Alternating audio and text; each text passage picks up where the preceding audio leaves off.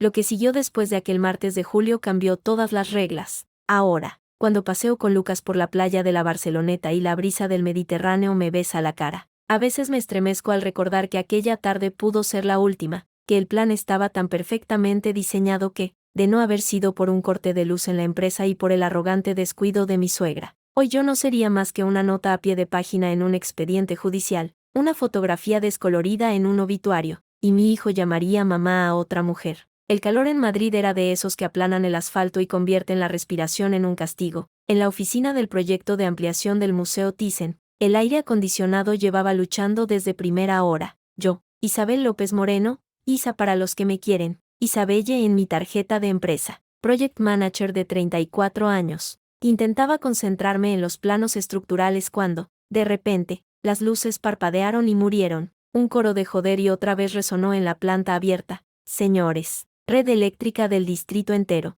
se acabó lo que se daba, anunció Roberto, el de sistemas, con su inconfundible deje madrileño, por lo menos hasta esta noche. Un murmuro de alivio cansado recorrió la sala. Julio, martes, 3:30 de la tarde, era una orden no escrita. Vete a casa, inténtalo mañana. Mi primer pensamiento fue para Lucas, mi niño de 3 años, esos ojos color avellana que heredó de mi madre. Estaría en el parque del canal de Isabel II con Carmen, mi suegra. Mi segundo pensamiento, mezcla de gratitud y esa leve opresión en el pecho que ya me era familiar. Carmen estaría, como cada día desde que Lucas nació, en mi casa, en nuestra casa, preparando la cena, ordenando, ayudando. Decidí no avisar. Sería una sorpresa agradable, me dije, quizá incluso podría cocinar yo, darle un descanso, un impulso de hija política ejemplar que ahora, retrospectivamente, me parece de una ingenuidad que raya el esperpento. El trayecto en el coche desde el Paseo de la Castellana hasta nuestro piso en Chamberí fue extrañamente fluido.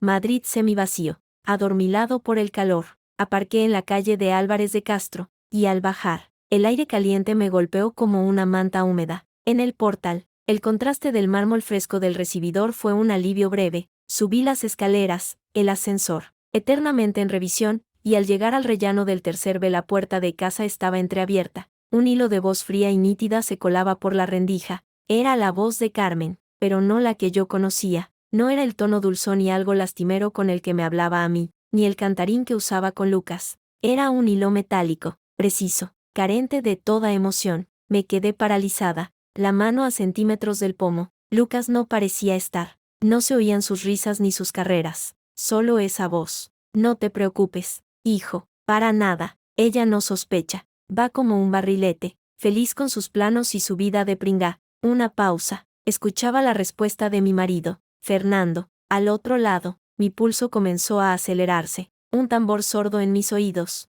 Sí, el notario lo tiene todo listo. La modificación del testamento queda efectiva el viernes que viene. Solo falta su firma. Y con el informe médico que conseguiste, no pondrá pegas. El abogado dice que es impecable. Testamento, modificación, informe médico. Las palabras, sueltas, giraban en mi cabeza sin encajar. El testamento era el de mis padres, el único capital sólido que tenía, lo único que me quedaba de ellos. Fernando me había convencido para ponerlo a nombre de los dos, por si a mí me pasa algo. Isa, para que estés protegida, el régimen de gananciales. Lo había firmado, cegada por el dolor tras la muerte de mi padre. Claro, hijo, claro, continuó Carmen. Su voz bajó aún más, y tuve que contener la respiración para oír. Después, lo del coche, como con su padre, limpio, rápido, sin dolor. Para ella será un descanso, pobrecita, con lo débil que está del corazón, como su madre. El mundo se desprendió de sus ejes.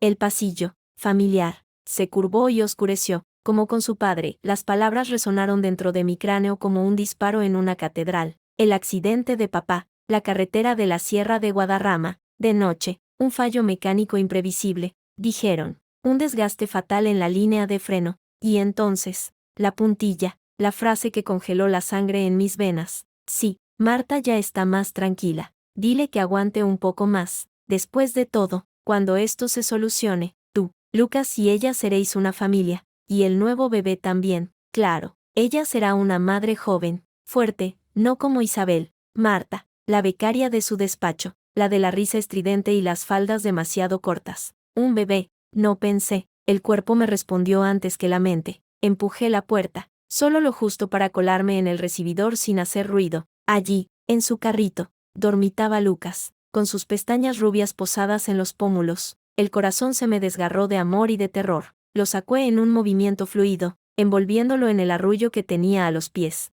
No se despertó. Mis brazos, entrenados tras 3 años, no temblaron. Mis pies, en tacones de oficina, se movieron sobre el parqué sin un chasquido. Salí, bajé las escaleras como una sombra, abrazando a mi hijo, a mi vida, contra mi pecho donde el corazón martilleaba con tanta fuerza que temí que despertara a todo el edificio. No respiré hasta estar en la calle, bajo el sol cegador que ahora me parecía irrelevante, sentada en el coche, con Lucas aún dormido en su sillita trasera. El temblor me llegó de repente, un temblor convulso, incontrolable, que me hacía castañetear los dientes. Saqué el móvil, mis dedos resbalaban sobre la pantalla. Marqué el número de Laura, mi hermana. Isa, ¿qué pasa? Te noto rara. Su voz, siempre directa, fue el cable a tierra que necesitaba. Laura, mi voz sonó ronca, ajena. Necesito verte, ahora, donde nadie nos oiga. Una pausa cargada al otro lado. ¿Es Fernando? Es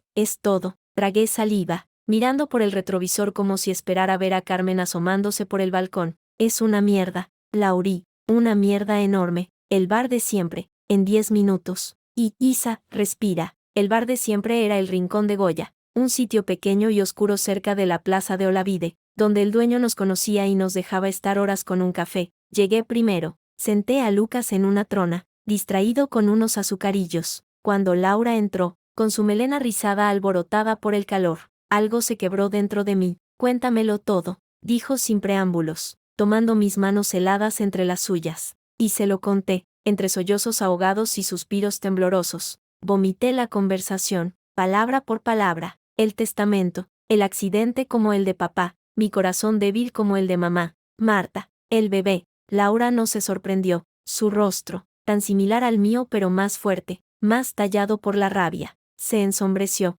Joder, Isa, joder, ¿lo sabías? Le pregunté, desesperada, suspicacias, cosas que no cuadraban. La forma en que Carmen te mira a veces, como si estuviera midiendo tu resistencia. Lo de Marta, medio despacho lo sabe, pero a ti no te llegaba. Fernando siempre ha sido un maestro del control. Hermana, controla la información que te llega, tu trabajo, tu rutina, tu hijo, y ahora, al parecer, tu vida. Las palabras caían como piedras. Recordé los últimos meses, las molestias en el pecho que comencé a tener, las infusiones para los nervios que Carmen preparaba cada noche, con sabor extraño, las insistencias de Fernando para que fuera a su médico de cabecera. No al mío, es de la familia, se fiará más de él. El informe que me hicieron, lleno de términos técnicos que yo, en mi agotamiento, no cuestioné. Cierta debilidad cardíaca. Recomendable evitar estrés. Quieren matarme, Laura,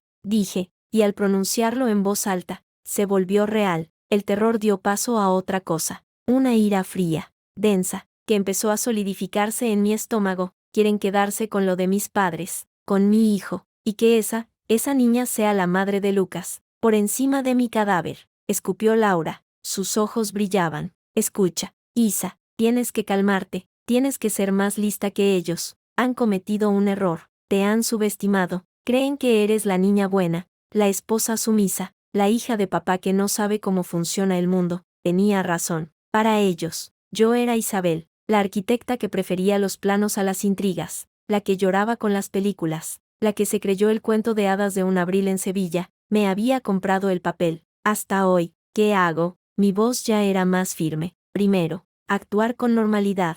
Vuelve a casa. Di que te encontraste mal en la oficina y te fuiste, que has estado dando una vuelta con Lucas para airearte. Segundo, necesitamos pruebas. Lo que oíste no basta. Necesitamos algo tangible. Tercero, y más importante, necesitas a Sofía. Sofía Martín, mi compañera de universidad en la Politécnica, mi amiga de noches de estudio y sueños compartidos, ahora una brillante abogada de familia en un bufete de prestigio. Sofía, que siempre me dijo, con su sonrisa triste, que el régimen de gananciales que firmé con Fernando era una bomba de relojería. Yo no la escuché. Estaba enamorada. No puedo involucrarla. Es muy peligroso. Es tu única opción legal. Ellos tienen un plan. Tú necesitas uno mejor. y necesitas empezar ya. Laura miró a Lucas, que intentaba comerse el sobre de azúcar. Por él, por él. Esas dos palabras fueron el latigazo final. El miedo se retiró, barrido por una determinación glacial. Miré a mi hijo,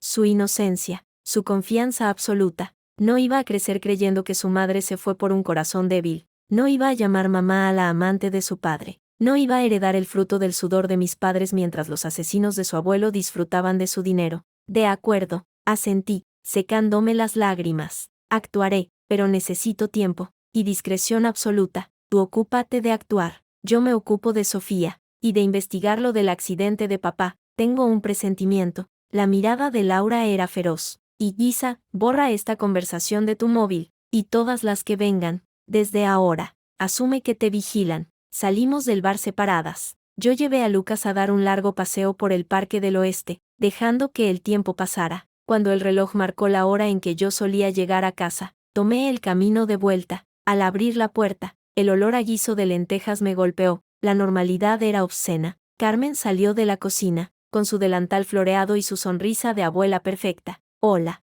cielo, pero si habéis llegado pronto, ¿todo bien? Forcé una sonrisa, la más difícil de mi vida. Sí, Carmen, un poco de jaqueca, nada más. La oficina me dejó salir antes. ¿Qué tal el día con el campeón? Maravilloso, es un sol. Se acercó, y por primera vez, no vi el cariño en sus ojos. Vi la evaluación, el cálculo, la frialdad de una química examinando una muestra inestable. Sus dedos, fríos y huesudos, me tocaron la frente. Tienes mala cara, hija, muy pálida. Esa debilidad, deberías cuidarte más. El tacto me provocó náuseas. Debilidad, la palabra clave, la justificación futura. Tienes razón, murmuré, bajando la vista. Estoy hecha polvo. Voy a acostar a Lucas y a tumbarme un rato. Claro, cielo, descansa. Yo termino aquí. Fernando ha llamado, que llegará tarde. Otro día de mucho trabajo. Pobrecito. Sí, pensé mientras me alejaba por el pasillo con mi hijo en brazos. Otro día de mucho trabajo, planeando mi muerte.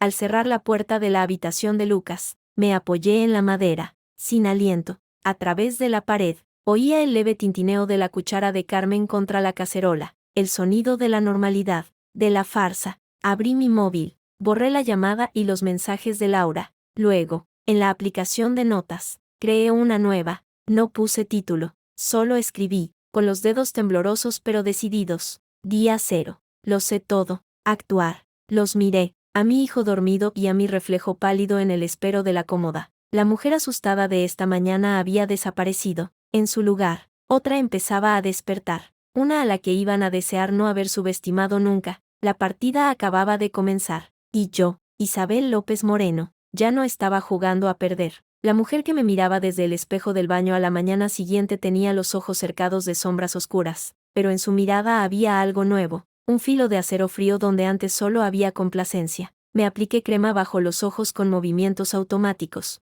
escuchando el bullicio matutino de mi casa, su casa. Todavía, como si observara una obra de teatro desde el butacón más alejado, el run run de la cafetera, la voz aniñada de Fernando hablando con Lucas, los pasos firmes de Carmen organizando ya el día. Isa, cariño, ¿vas a tardar mucho? Tu café se enfría. La voz de Fernando, dulce como la miel envenenada, traspasó la puerta. Ya voy, respondí, y me sorprendió lo normal que sonó mi voz. Mentir se me daba mejor de lo que pensaba, o quizá llevaba años practicando sin saberlo, fingiendo felicidad en un matrimonio que se vaciaba a mi espalda. Salí al pasillo. La escena en el comedor era un cuadro de domesticidad perfecta. Fernando, con su camisa azul celeste impecable, hojeando el país junto a una tostada a medio comer. Lucas, en su trona, embadurnándose de mermelada con una concentración épica. Y Carmen, de pie detrás de mi silla, sirviendo un zumo de naranja recién exprimido. Buenos días, mi niña. Carmen se acercó y me besó en la mejilla. Sus labios, finos y secos, me quemaron la piel. Has dormido fatal. Se te nota. ¿Otra vez el corazón? Te prepararé una tila esta noche, con un poco más de calma. La palabra la pronunció con una leve pausa, y nuestros ojos se encontraron por una fracción de segundo, en los suyos. Un destazo de algo que no era preocupación, era curiosidad clínica, como un entomólogo observando cómo se debatía un insecto en su alfiler. Gracias, Carmen. Seguro que me va bien. Forcé una sonrisa y me senté. Fernando alzó la vista del periódico. ¿Qué planes tienes hoy, reina?, preguntó, extendiendo la mano para cubrir la mía sobre el mantel. Su tacto, antes cálido, ahora me provocaba un escalofrío que tuve que suprimir con toda mi fuerza de voluntad. Pues, tengo que ir a la oficina a recoger unos planos que dejé, y luego tengo una reunión de comunidad, lo de la fachada, ya sabes. La mentira me salió fluida, la reunión de comunidad era real, pero no era hasta la semana que viene. ¿Y tú?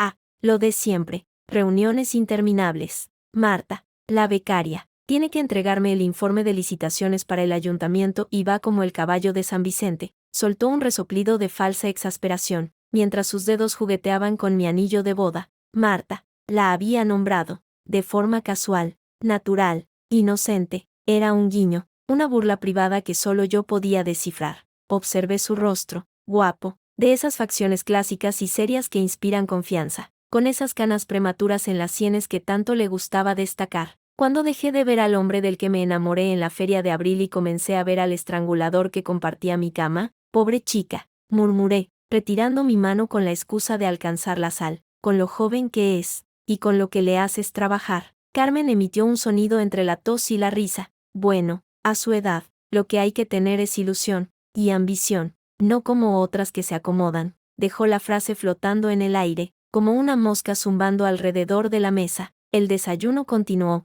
una coreografía de venenos envueltos en azúcar. Yo masticaba sin sabor, planeando, la oficina, los planos, la coartada perfecta. Tienes que ser metódica, y fría, como ellos. Sofía, sentada frente a mí en la trastienda de una pequeña librería de Malasaña, hablaba con la serenidad de quien ha visto desmoronarse demasiados mundos. Su rostro inteligente, enmarcado por una melena castaña lisa, estaba tenso. Lo que me cuentas es gravísimo, Isa, pero es tu palabra contra la de ellos, y Carmen tiene mucho peso en los juzgados de este país. La abuelita devota, sacrificada. Necesitamos pruebas, pruebas físicas, irrefutables. ¿Qué tipo de pruebas? Mi voz sonó ronca. El café entre mis manos ya estaba frío. Primero, el testamento modificado. Tienes que encontrarlo, fotografiarlo. Segundo, el informe médico falso. Tercero, cualquier comunicación entre ellos, mensajes, correos, lo que sea. Y cuarto, Sofía dudó, sus ojos oscuros fijos en los míos. Lo de tu padre. Si hay algo ahí, Isa, eso ya no es un delito civil, es penal, muy penal. ¿Pueden quitarme a Lucas? La pregunta me salió en un susurro. Si demuestran que estás mental o físicamente incapacitada, o que eres un peligro, pueden intentarlo, pero si conseguimos demostrar su conspiración, no solo no te lo quitarán, sino que Fernando perderá toda posibilidad de custodia, y probablemente vaya a la cárcel. Apoyó los codos en la mesa. ¿Has pensado en un grabador? Compré uno ayer. Parece un pendrive. Lo saqué del bolso. Era pequeño, negro, inofensivo. Úsalo con cuidado. En España, una grabación hecha sin consentimiento puede no ser admisible como prueba principal, pero puede servir para dirigir una investigación o desmontar declaraciones. No lo uses con extraños, solo con ellos. Y guarda copias. En la nube, en un disco externo, en casa de Laura, en todas partes. Asentí. La realidad legal, con sus tecnicismos y trampas. Se me antojaba un laberinto, pero Sofía era mi hilo de Ariadna. ¿Y lo de la deuda? Dijiste que, estoy mirándolo, tengo un contacto en el registro. Si Fernando ha solicitado un préstamo usando bienes gananciales, o usando tu firma, dejará un rastro, pero necesito tiempo, y tú necesitas acceso a sus documentos, su estudio, en casa, ahí guarda todo, pues ahí es donde tienes que buscar, pero con inteligencia, sin prisa. Ellos llevan meses, quizá años, planeando esto. Tú llevas 2 días, no puedes correr. Me levanté, sintiendo el peso de la tarea como una losa. Gracias, Sofía. No sé qué haría sin. No, gracias. Ella también se levantó y me abrazó con fuerza. Olía a jabón de almendras y tinta de libros. Te sacaremos de esta, Isa, y les haremos pagar, lo juro. Salí a la calle, el sol de Madrid cayendo a plomo. La decisión se había solidificado dentro de mí, fría y afilada. No era solo miedo ahora, era rabia. Una rabia silenciosa y densa que alimentaba cada paso. La oportunidad llegó esa misma noche. Fernando llamó para decir que cenaría fuera. Una reunión de última hora con los coreanos. Marta, sin duda, Carmen, después de poner a Lucas a dormir. Anunció que se iba a su casa porque le había entrado un dolor de cabeza repentino. Quizá era una trampa, quizá era la suerte. Me quedé sola en el silenrón de la casa. El silencio, de repente, era un ser vivo, expectante. Esperé una hora, luego otra. Miré el reloj. Las 10, las 11, nada, solo el tic-tac del reloj de pared en el salón. Deslicé la llave en la cerradura de su estudio. No giró, estaba echada. Un golpe bajo de pánico. Luego recordé, Fernando guardaba una copia bajo el felpudo de la entrada, por si me dejo la llave dentro. Una estupidez, una arrogancia. Bajé, recogí la llave plateada, y subí de nuevo, el corazón a galope. La habitación olía a él, a colonia amaderada, a papel viejo, a poder. Era un espacio ordenado, minimalista, hostil, su gran escritorio de roble, el ordenador portátil, la estantería llena de tomos de derecho y de ingeniería. Me puse unos guantes de látex finos, de los que usaba para teñirme el pelo. No podía dejar rastros. Empecé por los cajones del escritorio, facturas, carpetas de proyectos, manuales, nada. Luego, la estantería. Pasé los dedos por los lomos de los libros, y ahí, entre un código civil y un manual de contratación pública, encontré una carpeta de cartón negro, sin etiqueta. La abrí. El mundo se detuvo. En la parte superior, un documento notarial. Modificación de última voluntad de doña Isabel López Moreno, mi nombre, mi DNI, firmas. En caso de fallecimiento de la testadora, la totalidad de sus bienes, incluido el patrimonio heredado de sus progenitores, pasará a su esposo, don Fernando Gómez Ruiz, en usufructo, y en nuda propiedad a su hijo, Lucas Gómez López, bajo la tutela y administración del citado esposo hasta su mayoría de edad. La jerga legal no podía ocultar la intención. Él controlaría todo, para siempre. La fecha de firma pendiente, el viernes de la semana siguiente, justo después de mi evaluación cardíaca de mañana. Mis dedos temblaron al pasar la página. Debajo, el informe médico, encabezado por el logotipo de una clínica privada de prestigio. Informe de evaluación cardiológica de doña Isabel López Moreno. Diagnóstico: miocardiopatía dilatada en estado incipiente, alto riesgo de evento cardiovascular agudo. Se recomienda reposo absoluto y evitar cualquier situación de estrés, firmado por un doctor al que había visto una vez, el amigo de la familia de Fernando. Mi firma falsificada al pie, dando conformidad.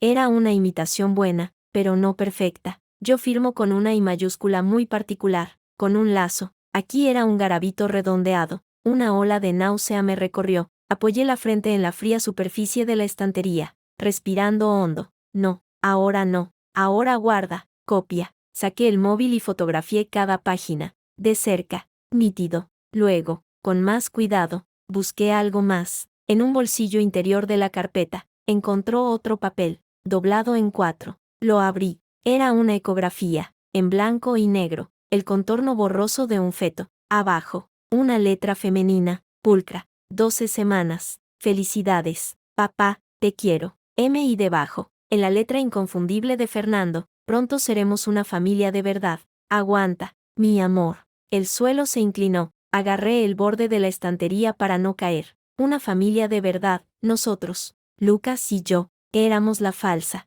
el ensayo, el obstáculo. Metí los documentos en la carpeta y la volví a colocar en su sitio exacto. Luego, casi sin pensar, seguí buscando. En el último cajón, bajo un montón de carpetas de proyectos viejos, encontré una carpeta manila, gruesa. Accidente de López. Mis pulmones dejaron de funcionar. La abrí. Dentro, el informe policial del accidente de mi padre. Fotos del coche destrozado. Un informe pericial destacando el desgaste severo y ruptura de la línea de freno principal. Y luego, una hoja aparte, a mano, un croquis de un taller. Talleres Gómez. C/diagonal de la industria. 22, el taller de su hermano, Jorge. Una nota al margen, en la letra de Fernando. J. Esto está solucionado. Nada que temer. F. No era una prueba directa, pero era un hilo muy, muy sucio. Fotografié todo, cada página, cada anotación. Subí las imágenes a la nube, a una carpeta oculta con un nombre inocuo, presupuesto reforma baño. Luego,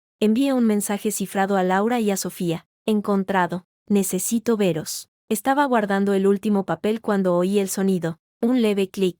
La puerta de entrada. El corazón se me subió a la garganta. Apagué la linterna del móvil y me quedé inmóvil en la oscuridad, escuchando pasos. no los tacones de Carmen, zapatos de hombre, Fernando, pero eran las 2 de la mañana, demasiado pronto para volver. Los pasos se acercaron por el pasillo, se detuvieron frente a la puerta del estudio. Vi la rendija de luz bajo la puerta. Él estaba ahí, al otro lado, respirando, quizá dudando. ¿Había notado algo? El felpudo ligeramente descentrado, el aura de mi intrusión en su santuario. Pasaron segundos que se me antojaron horas. Luego, los pasos se alejaron, hacia nuestro dormitorio. Solté el aire que no sabía que retenía. Esperé 5 minutos, contando cada latido. Luego, con un cuidado infinito, salí, cerré la puerta con llave y volví a deslizar la copia bajo el felpudo. Al entrar en el dormitorio, él ya estaba en la cama, de espaldas, fingiendo dormir. El olor a colonia barata y a alcohol ligero flotaba en el aire.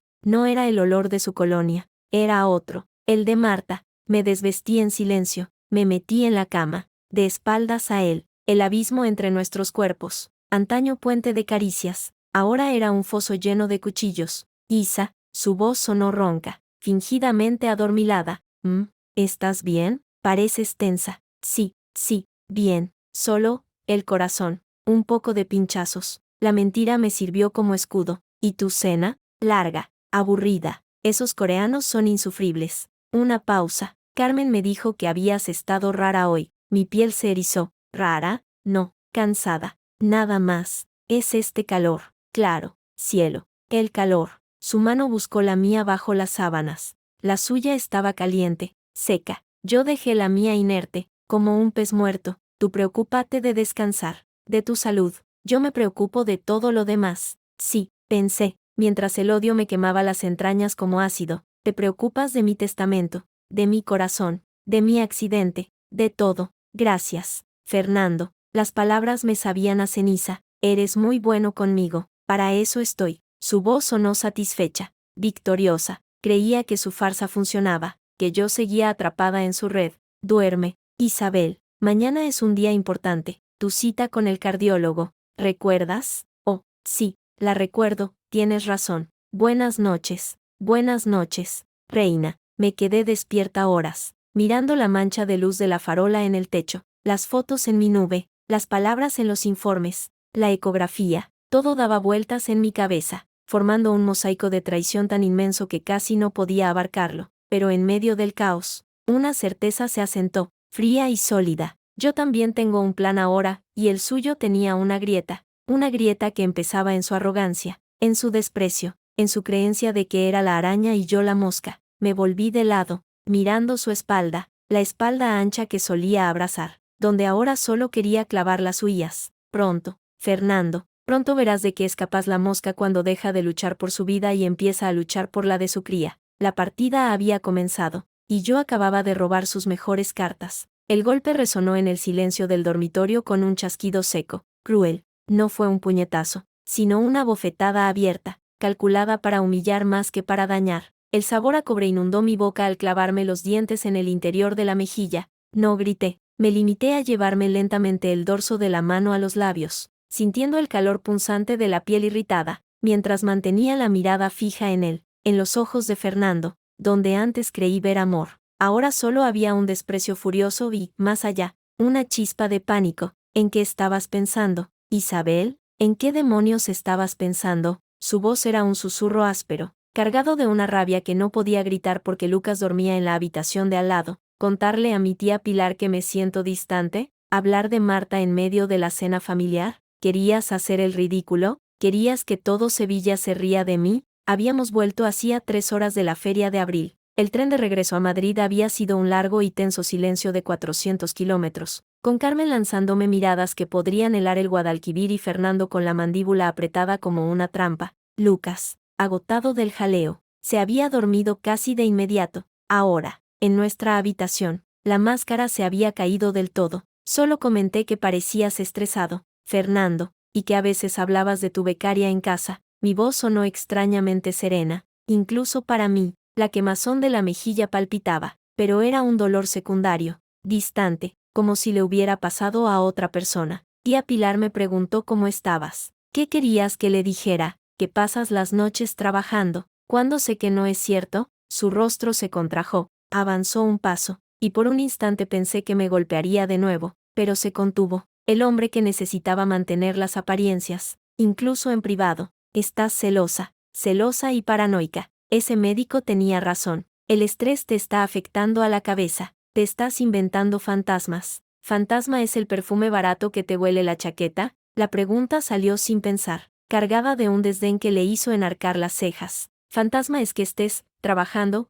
cuando tu teléfono aparece localizado en el distrito de Salamanca. ¿Dónde vive Marta? Lo he comprobado. Fernando, en la aplicación familiar, la que usamos para localizar a Lucas. No la has desactivado. Aquello le pilló por sorpresa. Un destello de algo parecido al miedo cruzó su mirada antes de que la ira lo tapara. Me estás espiando. Estás enferma. Isabel, de verdad enferma. Mañana mismo hablo con el doctor Vidal para que aumente tu medicación. Mi medicación, las pastillas para la ansiedad que Carmen me daba cada noche con un vaso de agua, las que últimamente me dejaban la boca pastosa y la cabeza como algodón, las que había estado reemplazando por placebos idénticos que Laura consiguió con un farmacéutico amigo. Habla con quien quieras. Me di la vuelta y me quité los pendientes, enfrentando su reflejo en el espejo del tocador. Vi cómo su puño se apretaba y se soltaba a su costado. Pero dejarás de mentirme, y dejarás de tratarme como si fuera idiota. Se quedó callado un momento. Cuando habló de nuevo, su tono había cambiado. Se había vuelto más suave, más razonable. El tono del manipulador que sabe que la fuerza bruta no siempre funciona. Mira, Isa, estoy bajo mucha presión. Lo de la licitación del ayuntamiento es una locura. Marta es solo una becaria útil. Nada más. Y si he estado distante, es por preocuparme por ti, por tu salud. Me asusta verte así, tan cambiada. El giro maestro. La culpa. Mi favorita. Te alejas porque estoy cambiada, y cambio porque te alejas. Un círculo perfecto. Antes, hubiera mordido el anzuelo. Antes, me hubiera disculpado. Hubiera llorado. Hubiera suplicado por su amor. Ahora solo sentía un cansancio infinito y un desprecio absoluto. Tienes razón, dije, bajando la cabeza, adoptando la postura de la esposa sumisa. Vencida, estoy, no sé lo que me pasa, perdóname, no debería haber dicho eso en Sevilla. Fue el vino, los nervios, vi cómo sus hombros se relajaban, la sonrisa condescendiente, la del que ha ganado la partida, volvió a sus labios, se acercó y puso sus manos pesadas sobre mis hombros, sus dedos se cerraron. No con cariño, sino con posesión. Lo sé, cariño, lo sé, estás pasando por un mal momento, pero yo estoy aquí, mamá y yo estamos aquí para ayudarte. Solo tienes que confiar y descansar, por tu bien, por el bien de Lucas, por el bien de Lucas, la frase comodín, la llave maestra que durante años había abierto todas mis resistencias. Ahora solo cerraba con un chasquido siniestro. Sí, susurré, mirándole a los ojos a través del espejo, por Lucas. Me besó en la coronilla, un gesto vacío. Duerme, mañana será un día mejor. Salió del baño, y oí cómo se metía en la cama. Me quedé un rato más, mirando a la mujer del espejo. La mejilla enrojecida empezaba a hincharse levemente. Me acerqué y abrí el grifo del agua fría. Me empapé la cara, una y otra vez, hasta que el ardor se aplacó un poco. Luego, en el silencio, saqué de debajo del lavabo, pegada con cinta adhesiva, la pequeña grabadora de voz. La había encendido cuando entramos en la habitación. Presioné stop, la evidencia número 1, su confesión indirecta, su mención a la medicación, su violencia. No era mucho, pero era algo. Un pequeño ladrillo en el muro que estaba construyendo para protegerme a mí y a mi hijo. La mañana siguiente fue un ejercicio supremo de hipocresía. Desayunamos como si nada, Fernando, fresco y campechano, comentando las noticias, Carmen, con sus modales de Santa Laica, sirviendo el café y preguntándome con dulzura exagerada por mi triste mejilla. Ay, hija, ¿te has dado con algo? Sus dedos, fríos como gusanos, me tocaron la cara. Retrocedí instintivamente, con el borde de la puerta del armario. Una tontería. De noche, sin luz. Hay que tener más cuidado, murmuró ella, y sus ojos, astutos como los de un cuervo, escudriñaron los míos. Sabía, o al menos lo sospechaba, pero mi fachada de torpeza y sumisión debió de convencerla, porque asintió con satisfacción. Bueno, hoy toca tu revisión con el doctor Vidal. He pedido hora para las 11, te acompaño. El pánico, agudo y frío, me clavó en la silla. La revisión, el supuesto cardiólogo, era la ratonera. Si me examinaba, si me hacía pruebas, descubriría que mi corazón estaba perfectamente sano. y todo se iría al traste. No hace falta, Carmen, de verdad, balbuceé, buscando una excusa. No quiero que pierdas tu mañana, puedo ir sola. ¿Qué va, cielo? No se te ocurra, con lo delicada que estás. Y Fernando insistió, su sonrisa era una hoz. Además, luego podemos ir a tomar algo, ¿eh? Madre e hija, hace tiempo que no charlamos. Era una orden, no una invitación, y era también una oportunidad. Con ella fuera de casa, quizá Laura o Sofía podrían hacer algo, buscar más, o quizá yo misma, si encontraba un momento a solas con ese médico, podría sonsacarle algo. Tienes razón, cedí, con una sonrisa débil. Será agradable. La consulta del doctor Vidal estaba en un elegante edificio de la calle Serrano. Olía a desinfectante y a dinero. La recepcionista nos saludó a Carmen por su nombre. Doña Carmen, pase, pase, el doctor la espera. El doctor Vidal era un hombre de unos 60 años, de pelo plateado y modales exquisitos, pero sus ojos, de un azul pálido, me recordaron a los de un pez, fríos, evaluadores, sin ninguna calidez humana. Isabel, querida, ¿cuánto tiempo? Me estrechó la mano con una presión firme. Tu suegra me ha estado contando que no te encuentras muy bien. Palpitaciones, cansancio, ¿cierto? Desasosiego. Sí, doctor, es el estrés del trabajo, supongo. Intenté mantener la voz tranquila. Ya, las mujeres de hoy, tan activas, tan exigentes consigo mismas. Asintió con condescendencia. Vamos a echar un vistazo. Doña Carmen, si quiere esperar fuera, será solo un momento. Carmen pareció dudar, pero asintió y salió, no sin antes lanzarme una mirada que decía pórtate bien. Cuando la puerta se cerró, el médico se sentó frente a mí, su actitud cambiando ligeramente. La afabilidad profesional se diluyó, dejando paso a una fría eficiencia. Tu marido y tu suegra están muy preocupados. Isabel, hablan de una cierta inestabilidad emocional, de ataques de ansiedad, incluso de ciertas ideas poco realistas. Aquí estaba. El diagnóstico ya estaba escrito antes de la consulta. Yo solo era el cuerpo que debía ajustarse a él. ¿Ideas poco realistas? Pregunté, inclinando la cabeza, adoptando un aire confundido. Sí, ya sabes, celos infundados, sospechas. Tu marido me comentó que crees que él te es infiel, con una becaria, nada menos. Soltó una risita seca. Fernando Gómez, un hombre tan recto, tan de familia, ya ves. El deseo de abofetearle a él también fue casi irrefrenable. En lugar de eso, bajé la vista, jugueteando con el borde de mi blusa. A veces, la mente me juega malas pasadas. Doctor, con todo lo que pasó con mi padre y mi madre. Ah, claro, la predisposición genética, asintió, como si todo encajara. Por eso es tan importante el tratamiento, para prevenir un desenlace desafortunado, como el de tu pobre madre. Un corazón débil, agravado por el estrés. Muy peligroso. Pronunció la palabra peligroso con un énfasis sutil, una amenaza envuelta en seda. ¿Y el tratamiento? Pregunté, con voz temblorosa, perfectamente modulada. Voy a recetarte algo un poco más fuerte, para la ansiedad, y también un beta bloqueante suave, para el corazón, y reposo. Isabel, mucho reposo. Nada de trabajo, nada de preocupaciones. Tu familia se encargará de todo, escribió rápidamente en su recetario. Volveré a verte en un mes, y firmaremos el informe definitivo para el notario, para lo de la gestión de tus bienes. Todo por tu bien, hija, todo por tu tranquilidad. Le tomé la receta, mis dedos no temblaron. Gracias, doctor, se lo agradezco. De nada. Y, Isabel, me miró fijamente, es importante que tomes la medicación, a rajatabla. La familia es lo primero, y ellos saben lo que te conviene. No querrás empeorar, ¿verdad? La amenaza, ahora, era clara como el agua. Toma las pastillas. Sé dócil, firma lo que te digan, o tu salud podría resentirse de verdad.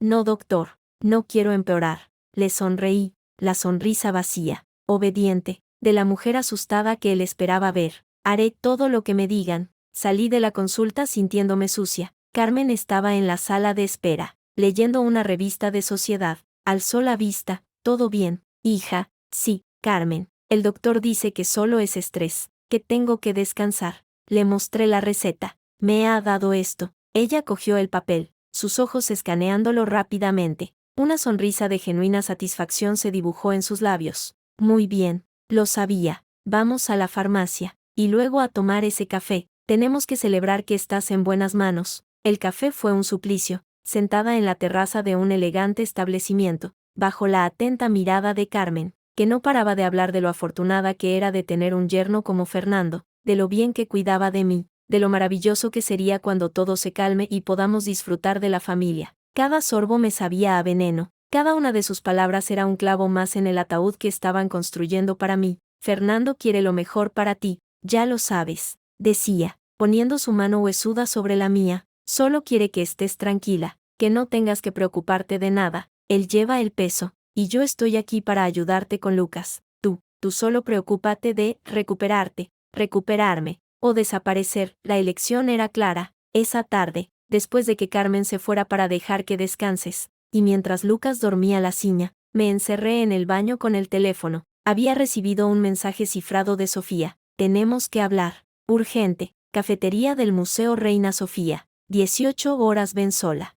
La T era de Teresa, el nombre en clave que usábamos. Miré el reloj. Las 3. Tenía tiempo. Fernando no volvería hasta las 8. Al menos. Carmen no regresaría hasta las 5 para ayudar con la cena. Escribí a Laura, ¿puedes quedarte con Lucas esta tarde? Tengo una cita de trabajo inesperada. Su respuesta fue inmediata. Claro, paso en 20. ¿Todo bien? Sí, tengo la receta del verdugo. No contestó. A los 18 minutos exactos, sonó el timbre. Laura entró como un huracán, con su bolso gigante y su energía implacable. Al verme, su sonrisa se congeló, sus ojos se clavaron en mi mejilla, donde la marca de la bofetada, aunque tenue, aún era visible bajo un poco de maquillaje. Isabel, pronunció mi nombre como un juramento, sus manos se cerraron en puños. Luego, dije en voz baja, mirando hacia la habitación de Lucas, ahora no, ¿puedes quedarte con él? No sé a qué hora volveré, por supuesto, me abrazó, un abrazo rápido y feroz. Ten cuidado.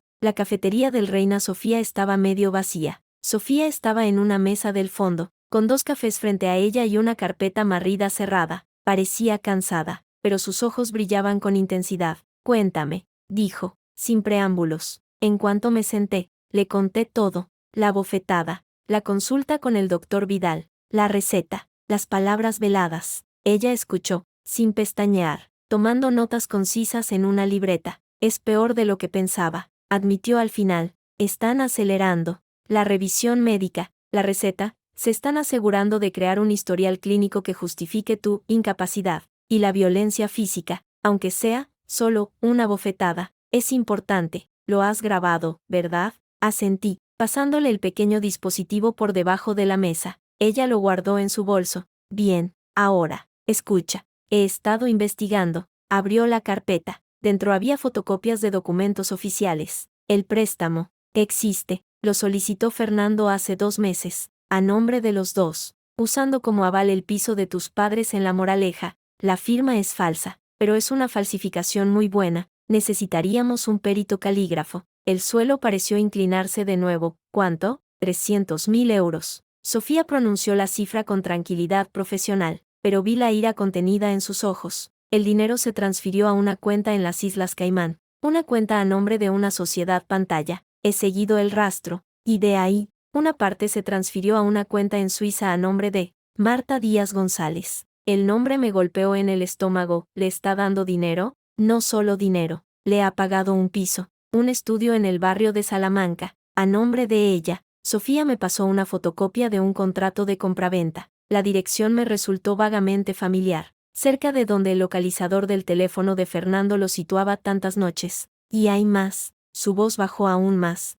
Lo de tu padre. Hablé con mi contacto en la Guardia Civil. El informe del accidente fue presionado, cerrado rápido. El agente que llevaba el caso fue transferido a Ceuta una semana después. Y el taller de tu cuñado, Talleres Gómez, fue inspeccionado por Industria justo después del accidente. Multa por irregularidades menores. Pero ninguna mención a la línea de freno del coche de tu padre. Es demasiada coincidencia. Sentí un frío que iba más allá de la médula. ¿Pueden haberlo matado? Sofía no respondió directamente. Es una línea de investigación, pero sin una prueba directa, es imposible. De momento, nos centramos en lo que tenemos: el fraude, la falsificación, la coacción, la violencia. Con eso, ya podemos hacer mucho, pero necesitamos más. Necesitamos algo que una a Carmen directamente con el plan. y necesitamos hablar con Marta. ¿Con Marta? La idea me repugnó. Es la pieza más débil. Isa es joven, está asustada, y Fernando la está usando.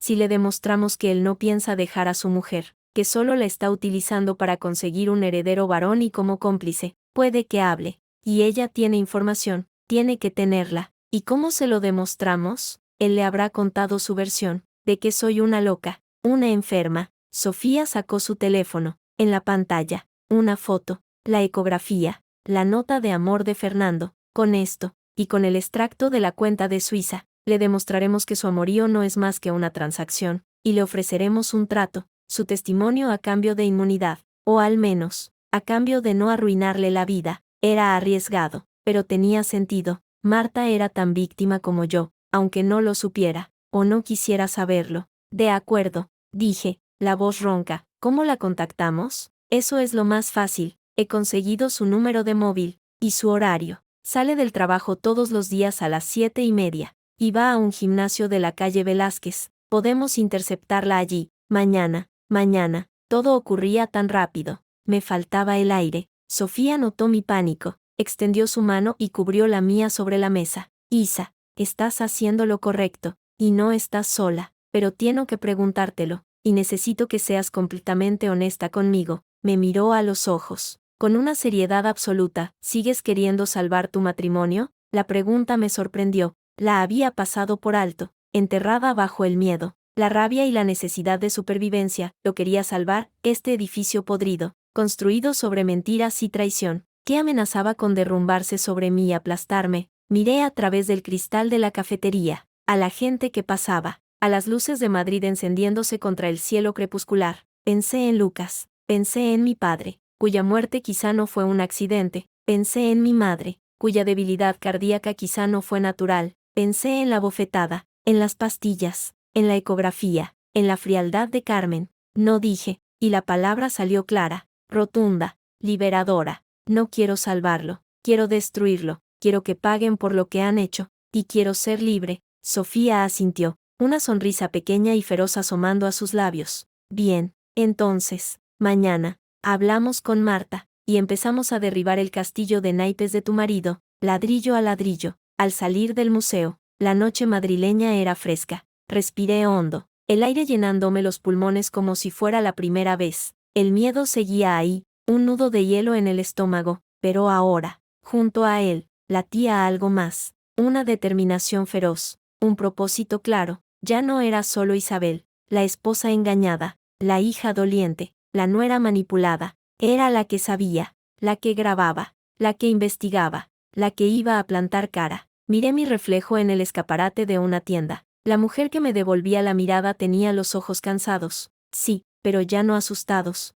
Estaban despiertos, alerta, y en sus labios, donde antes solo había una sonrisa complaciente, se adivinaba ahora el tenue esbozo de una línea firme, implacable. Mañana sería Marta, y después, quien siguiera, hasta que no quedara una sola mentira en pie. El olor a sudor caro, desinfectante y proteína en polvo me golpeó al abrir la puerta del gimnasio, un lugar de cuerpos perfectos y sonrisas forzadas donde ahora yo, con mi abrigo discreto y mi bolso de trabajo, parecía un elemento extraño, discordante. Marta salía de la zona de Cardion, envuelta en una nube de frufru y licra rosa, con los auriculares puestos y una toalla al cuello. La vi antes de que ella me viera a mí, joven, demasiado joven, con esa seguridad ingenua de quien cree tener el mundo controlado porque un hombre mayor y poderoso le presta atención. Marta, me planté frente a ella, bloqueando su camino hacia los vestuarios. Ella alzó la vista, y su expresión de concentración atlética se descompuso en una sucesión rápida de emociones: sorpresa, reconocimiento, miedo,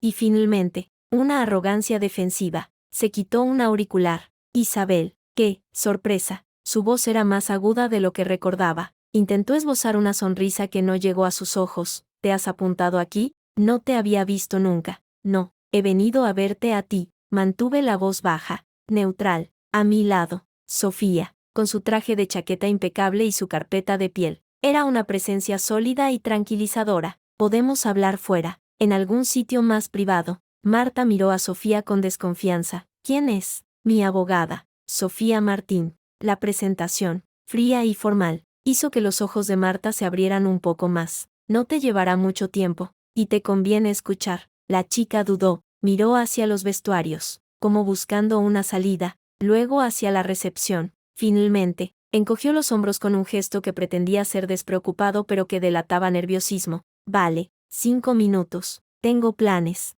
Salimos a la frescura de la calle Velázquez. Sofía dirigió la marcha hacia un pequeño café tranquilo a media manzana. Nos sentamos en una mesa del fondo. Marta pidió un agua con gas. Yo, un café solo, negro, como un ancla. Sofía, nada. Bueno, ¿a qué viene esto? Marta cruzó los brazos sobre su pecho. Una postura defensiva. Si es por lo de Fernando, te ahorro el discurso. Lo sé, soy la otra, pero las cosas no son tan simples. Tienes razón, dije, y mi calma pareció desconcertarla aún más. No son simples. Por ejemplo, no es simple que Fernando te haya comprado un piso con el dinero de un préstamo que firmó con mi firma falsificada. El color se esfumó de su rostro. ¿Qué? Sofía abrió su carpeta y deslizó hacia ella las fotocopias. El contrato de compraventa del estudio, los extractos bancarios que mostraban la transferencia desde la cuenta en las Islas Caimán a una cuenta suiza a su nombre. Marta los miró, y sus dedos empezaron a temblar levemente sobre el papel. Eso no es verdad. Él me dijo que era un adelanto de herencia, de un tío suyo. Mira la fecha de la transferencia. Marta, dijo Sofía con su voz profesional, imperturbable, coincide exactamente con la concesión de un préstamo de 300.000 euros que Fernando solicitó usando como aval un piso que no es suyo, un piso que es de la familia de Isabel. Tu nombre está en la cuenta receptora en Suiza. Eso no es un regalo de un amante, es el pago de una transacción. Yo no he hecho ninguna transacción. Su voz se quebró, mezcla de indignación y pánico creciente. No, saqué mi teléfono. En la pantalla, la foto de la ecografía, su letra pulcra, felicidades, papá, y debajo, la de Fernando. Pronto seremos una familia de verdad. Se lo mostré. ¿Esto es una transacción? Un bebé, un heredero, para un hombre que, según su madre, necesita un hijo sano, de una mujer joven y fuerte, no como su mujer, que está enferma del corazón. Marta palideció aún más. Él me dijo que tú estabais separados de hecho, que el matrimonio era solo un papel, que estabas de acuerdo, que tenías problemas que él y su madre se están encargando de crear. Saqué el frasquito de pastillas que el doctor Vidal me había recetado, beta bloqueantes, para un corazón perfectamente sano, y ansiolíticos de última generación que, combinados con el alcohol, pueden provocar una depresión respiratoria, o un accidente doméstico. Miré fijamente a sus ojos, ahora desbordados de confusión y miedo. Te ha hablado de su primera mujer, Marta, porque yo soy la primera, y la única, y según el plan que he descubierto, yo iba a ser la difunta. No, no me digas eso. Negaba con la cabeza, pero sus ojos no se despegaban de las fotocopias, de la ecografía en mi teléfono. Te lo digo porque tú eres la siguiente pieza prescindible, continuó Sofía, con una crueldad calculada. Una vez que Isabel desaparezca, y Fernando tenga su heredero varón y el control total del patrimonio, ¿qué necesidad tiene de una becaria joven con la que se ha encamado? Tú serás un problema, un testigo, y Fernando y su madre son expertos en hacer desaparecer problemas, como el padre de Isabel, como su madre. Cállate, Marta casi gritó, mirando alrededor, aterrada, bajó la voz a un susurro áspero. Esto es una locura. Fernando me quiere, va a dejarte, va a reconocer a nuestro hijo. ¿Te lo ha dicho? ¿Te lo ha prometido por escrito, o solo en la cama, entre sábanas? Mi pregunta, cargada de un desprecio que no disimulé, la hizo estremecer, porque lo único que tienes por escrito es un contrato de compra de un piso pagado con dinero robado, y un embarazo que te ata a él mientras yo siga viva. En el momento en que yo deje de estarlo, tú pasas de ser el amor de su vida a ser un testigo incómodo. Y Carmen, esa dulce ancianita, ya te habrá echado el ojo. Seguro que ya sabe qué medicamentos tomas, qué comes, si tienes alguna alergia. Vi cómo el entendimiento, lento y horrible, se abría paso en sus ojos. El velo de la ilusión romántica se rasgaba, mostrando la fría mecánica de la trampa. Su mano fue instintivamente a su vientre, todavía plano. Él nunca, tartamudeó, nunca te habló de su hermano que tiene un taller, nunca mencionó lo triste que fue el accidente de mi padre, nunca te dijo que su madre es una santa por aguantar a una nuera tan complicada y enfermiza. Cada pregunta era un martillazo. Su resistencia se resquebrajaba. ¿Qué quieren de mí? La pregunta salió en un susurro roto, derrotado. Sofía tomó la palabra, su tono ahora más suave, pero no menos firme. Queremos que nos ayudes. ¿Tienes información, correos, mensajes, conversaciones, cualquier cosa en la que Fernando o Carmen hablen de Isabel, de su salud, de sus bienes, de planes futuros, cualquier cosa que hable de la modificación del testamento, del préstamo, del accidente de su padre, y a cambio, te garantizo inmunidad procesal como colaboradora, te ayudaremos a mantener a tu hijo a salvo, y cuando esto estalle, y estallará, no estarás del lado de los criminales, estarás del lado de las víctimas. Sofía hizo una pausa, porque lo eres. Marta, te usaron, te embarazaron como parte de un plan, para reemplazarme, pero en su plan, las piezas reemplazadas se desechan. Marta se quedó en silencio, mirando su vaso de agua. Una lágrima se escapó y cayó sobre la mesa. La limpió con rabia, como si le enfadara su propia debilidad. Tengo chats, dijo finalmente, sin alzar la vista, en una aplicación segura. Él los borra siempre de su lado, pero yo los guardé, por si acaso. Una risa amarga le escapó, por si acaso. ¡Qué ironía! ¿De qué hablan?, pregunté, conteniendo la respiración. De ti, a veces. La situación en casa está bajo control. Mamá maneja la medicación. El notario espera el informe médico. Cosas así. Alzó la vista, y sus ojos, llenos de lágrimas, encontraron los míos. Por primera vez, no vi antagonismo, vi a otra mujer asustada. Una vez le pregunté directamente cuando iba a dejarte. Se enfadó mucho, me dijo que no me preocupara por eso, que tú no serías un problema por mucho más tiempo. Yo pensé que quería decir el divorcio. No quería decir el divorcio, dije, y mi voz sonó extrañamente serena incluso para mis oídos. Ella asintió, tragando saliva. Lo sé ahora. Abrió su bolso, sacó su teléfono, tipeó rápidamente. Te los paso, a ti, a tu teléfono, ahora. Me pasó el dispositivo, en la pantalla, una conversación de Telegram. Los alias eran F y M, los mensajes, cortos, fríos, confirmaban todo. Informe listo, firma la semana que viene. Después, tranquilidad, y uno, enviado por Fernando. Mamá dice que la medicación nueva es más potente, se notarán los efectos pronto. Un escalofrío me recorrió la espalda. Los guardé al instante, reenviándolos a mí y a Sofía. Hay algo más, murmuró Marta, casi para sí misma. Tu marido, en el trabajo, no es limpio, con las licitaciones públicas. Hay sobornos. Yo he llevado sobres. He visto cómo modificaba presupuestos después de presentarlos. Tiene a medio ayuntamiento en el bolsillo, y usa una empresa pantalla, Construcciones del Sureste, SL, para desviar fondos. Creo que de ahí salió parte del dinero para mí, para el piso. Sofía y yo intercambiamos una mirada. Esto era nuevo, esto era enorme. No solo era un delito familiar, era corrupción, delito penal de alto nivel. ¿Tienes pruebas, documentos, copias?, preguntó Sofía, inclinándose hacia adelante. En mi ordenador del trabajo, tengo acceso a su carpeta compartida. Hay cosas, presupuestos duplicados, facturas falsas, correos de concejales. Se mordió el labio. Si me descubren, no te descubrirán, te diremos cómo hacerlo de forma segura. Sofía sacó una tarjeta de visita. Este es mi número, el personal. Llámame mañana, te diré cómo proceder. Y, Marta, la miró fijamente. No hables con Fernando de esto, ni una palabra. Sigue como si nada, por tu seguridad, y la de tu hijo. Marta asintió, recogiendo la tarjeta como si fuera un salvavidas. Se levantó, tambaleándose levemente. Me tengo que ir. La vimos salir. Esa figura joven y frágil que de repente parecía cargar con el peso del mundo. Cuando la puerta se cerró, solté el aire que no sabía que contenía. Mis manos temblaban. Las apoyé sobre la mesa para disimularlo. Ha sido duro, dijo Sofía, observándome. Sí, pero necesario. Tomé un sorbo de café, ya frío. Es increíble. Vive en una fantasía, como yo vivía. La diferencia es que tú te despertaste a tiempo. Sofía guardó sus documentos. Esto es un bombazo. Isa, la corrupción urbanística, con eso podemos tumbarlo profesionalmente, además de todo lo demás.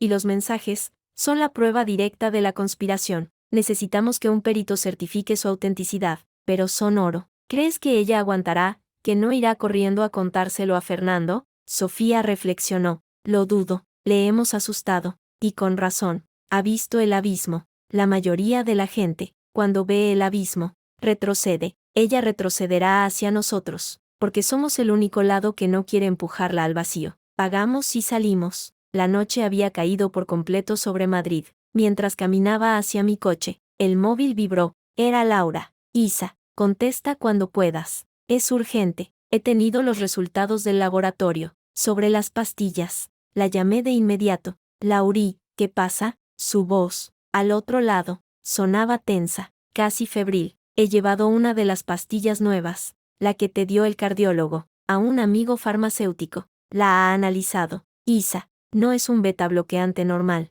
El frío se apoderó de mí. ¿Qué es? Es clonidina, en una dosis altísima, mezclada con el ansiolítico que ya tomas. Isa, la clonidina baja la presión arterial de forma drástica, demasiado drástica, combinada con alcohol, o simplemente con un baño caliente, puede provocar un síncope, una bajada de tensión brutal, y si ya tienen un informe que dice que tienes el corazón débil, un desmayo así podría llevar a un paro cardíaco, y sería muy difícil de distinguir de un episodio natural en alguien con tu supuesto diagnóstico. El mundo se detuvo, el ruido de la calle, los coches, la gente, todo se desvaneció, solo la voz de Laura, nítida y aterradora, en mi oído. Un accidente doméstico, susurré, en la bañera, o tras una copa de vino, algo íntimo, privado, sin testigos, con un informe médico que lo avala. Exactamente, esto ya no es solo fraude, Isa, esto es un intento de homicidio con premeditación, con alevosía. Tenemos que ir a la policía,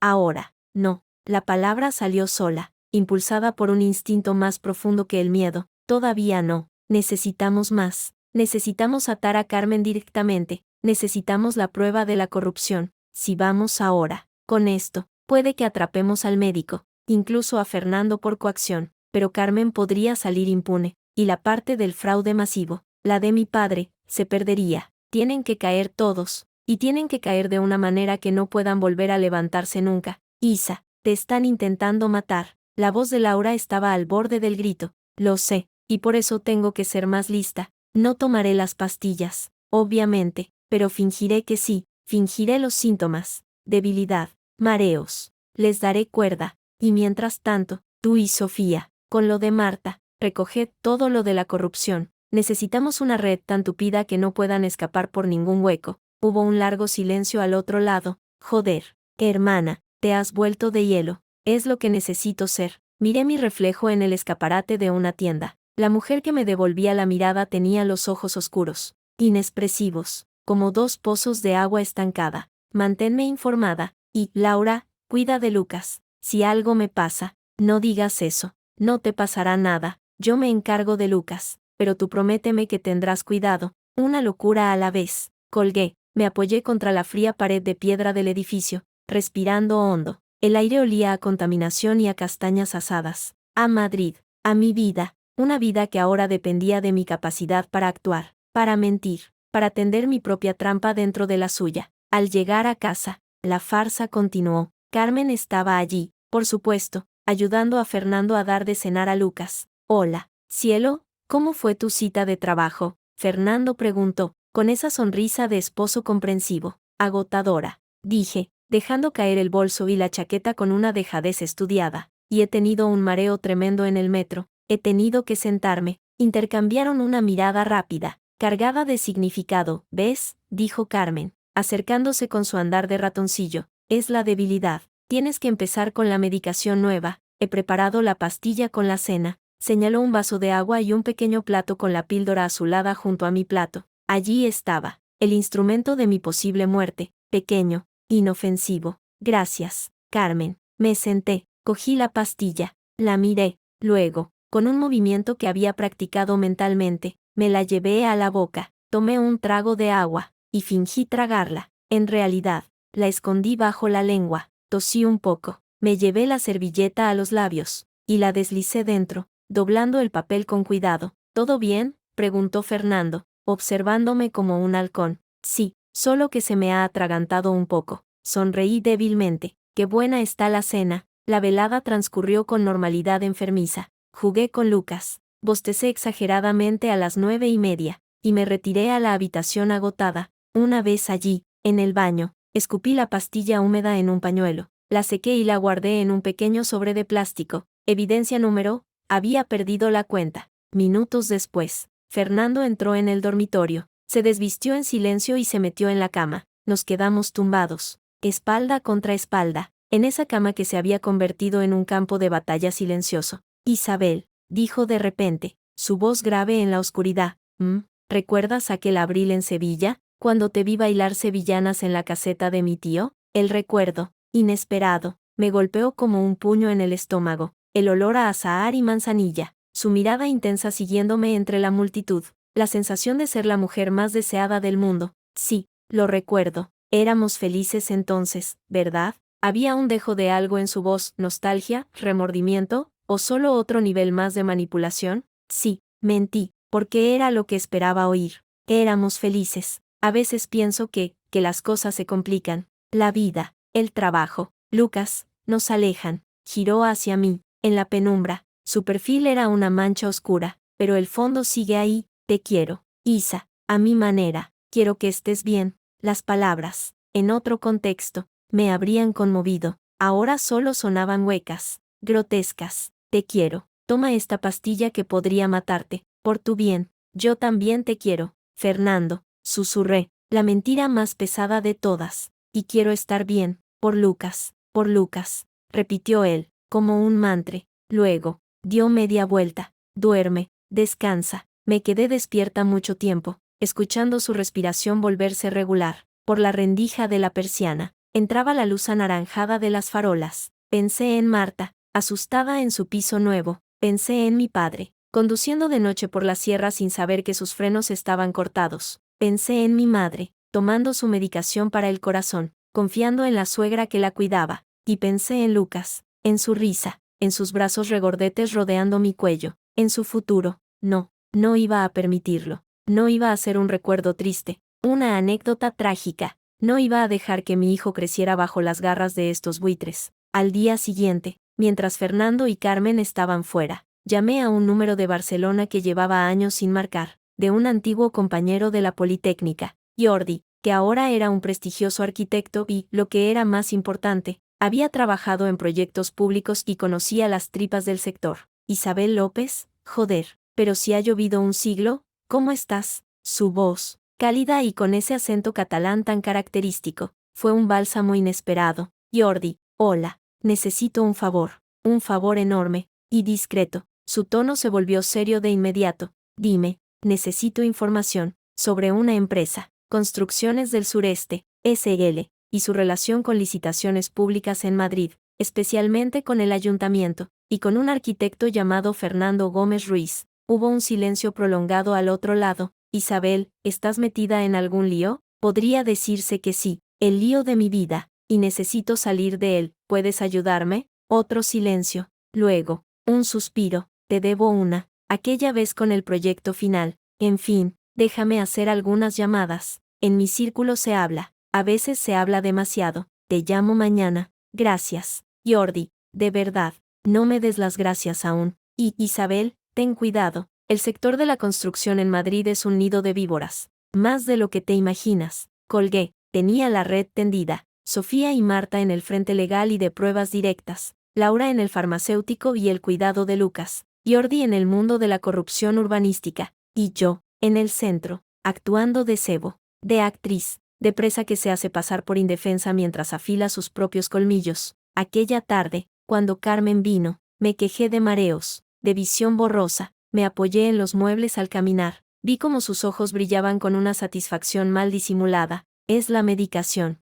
hija, haciendo efecto, tu cuerpo se está adaptando, poco a poco irás mejorando. Me sirvió otra pastilla, que volví a esconder. Descansa, déjalo todo en nuestras manos. Eso es justo lo que no pienso hacer, pensé, mientras cerraba los ojos y fingía adormilarme en el sofá. Nada en vuestras manos, todo en las mías. La partida había entrado en una nueva fase. Ya no era solo supervivencia, era contraataque, y cada mentira que ellos creían que tragaba, cada síntoma que fingía, cada pastilla que no tomaba, era un paso más hacia el momento en que la trampa se cerraría, pero no sobre mí, sobre ellos. El silencio que cayó sobre el salón era tan espeso que podía palparse, como una niebla venenosa. Todas las miradas estaban clavadas en mí. Fernando, de pie junto a la mesa del banquete, Tenía la copa de vino suspendida a medio camino entre el mantel y sus labios, y su rostro, un segundo antes iluminado por la sonrisa arrogante del triunfador, se había descompuesto en una máscara de incredulidad pura, teñida por los primeros destellos de pánico. Carmen, a su derecha, parecía una figura de cera, con los ojos desorbitados y la boca entreabierta, incapaz de articular sonido alguno. Alrededor, la parentela Gómez y Ruiz, tíos, primos, la tía Pilar, el tío notario, congelados en sus asientos, formando un coro mudo de estupefacción. Había sido Fernando quien, con un brindis ampuloso, había dado la señal, por nuevos comienzos, había dicho, alzando su copa de Rioja, con la mirada deslizándose hacia mí con una mezcla de condescendencia y despedida, por la familia, que es lo único que perdura. Esa fue mi entrada. Me levanté, el vestido negro, sencillo y elegante, que Carmen había aprobado con un qué discreta. Hija, ahora me ceñía como una armadura. Apoyé las yemas de los dedos en el blanco mantel de hilo, antes de ese brindis, dije, y mi voz, clara y serena, resonó en el silencio expectante. Hay algo que debemos brindar, por la verdad, que también perdura. Fernando bajó la copa. Isabel, cariño, ¿qué? Comenzó, con su tono de marido paciente ante un capricho femenino. No, Fernando, lo interrumpí, y el corte fue tan limpio y frío que se le cerró la boca. Hoy no, hoy hablo yo. Saqué de debajo de la mesa el pequeño mando a distancia que había escondido allí horas antes. Presioné un botón, en la gran pantalla del televisor, que hasta entonces mostraba un discreto cuadro de flores. Apareció la primera imagen, el documento notarial, la modificación del testamento, mi nombre, la cláusula. Un murmullo recorrió la mesa. Esto, dije, proyectando mi voz, es la modificación de mi testamento, impulsada por mi marido y mi suegra, que deja todos mis bienes, incluida la herencia de mis padres, en sus manos, bajo el pretexto de mi delicada salud. Pasé a la siguiente imagen, el informe médico del doctor Vidal. Este es el informe que justifica esa delicadeza, firmado por un médico que es amigo de la familia de Fernando. Un informe falso. Son mentiras, falsificaciones. Carmen encontró por fin la voz. Un chillido estridente. Se levantó, señalando la pantalla con un dedo trémulo. Esa mujer está enferma, paranoica, todo esto se lo ha inventado. Volví a presionar el mando. Ahora se escuchaba una voz. Su voz, grabada desde la cocina aquel día de julio. Nítida, fría, metálica, como con su padre. Limpio, rápido, sin dolor. Para ella será un descanso. Pobrecita, con lo débil que está del corazón, como su madre. El efecto fue eléctrico. Varios familiares se llevaron las manos a la boca. El tío notario, benigno, palideció. La tía Pilar dejó caer su abanico. Esa es la voz de Carmen Gómez Ruiz, declaré, mirándola fijamente. Mi suegra, hablando con su hijo. Mi marido, sobre mí, descanso, planificando un accidente, como el de mi padre. Otra imagen, el informe del accidente. La nota manuscrita de Fernando a su hermano Jorge. J. Esto está solucionado. Nada que temer. F. Mi cuñado Jorge, de Talleres Gómez, solucionó los frenos del coche de mi padre. Y Fernando lo sabía. Fernando dio un paso al frente.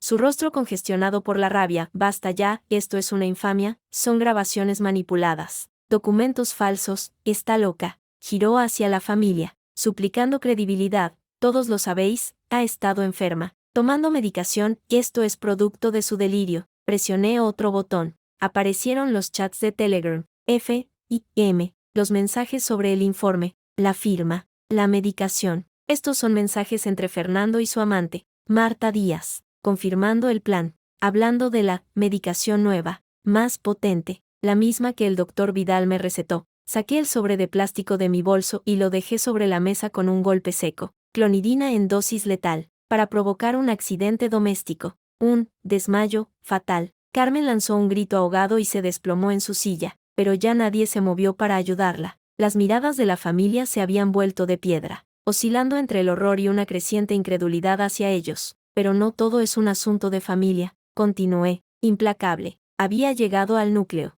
Fernando también ha estado robando, a todos, a la ciudad. En la pantalla aparecieron facturas, presupuestos duplicados, correos electrónicos de concejales, usando su posición en la empresa. Desvió fondos de licitaciones públicas a una sociedad pantalla, Construcciones del Sureste, sobornó a funcionarios, y con ese dinero robado, entre otras cosas, le compró un piso a su amante, Mostré el contrato de compraventa, la transferencia desde la cuenta en las Islas Caimán, con un préstamo que firmó con mi firma falsificada, usando el piso de mis padres como aval, estafando al banco, estafándome a mí. El caos estalló entonces. El tío Benigno, el notario, se puso de pie, temblando de indignación. Fernando, dime que esto no es verdad, dime que no has usado mi notaría para una farsa así. Fernando, acorralado, ya no suplicaba. Su mirada se volvió salvaje, desesperada. Es ella y esa puta abogada amiga suya lo han montado todo, me está tendiendo una trampa. En ese momento, como si lo hubiera convocado, sonó el timbre de la puerta, fuerte,